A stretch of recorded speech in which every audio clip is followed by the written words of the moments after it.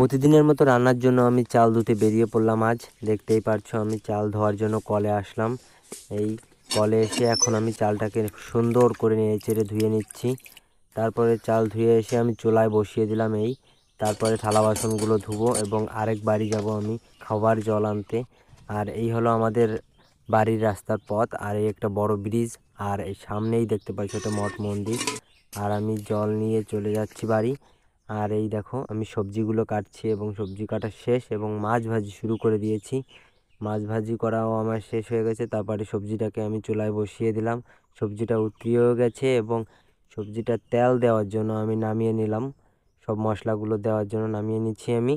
আর তারপরে আমি সবজিটাকে আবার তেল দিয়ে ঢেলে দিলাম কড়াইতে এবং সবজিটাকে আমি নামিয়ে নিলাম। দেখতেই পারছো কালারটা দেখো কাছ থেকে। এবং সবাই আমার ইউটিউব চ্যানেল এবং ফেসবুক পেজটাকে ফলো করো।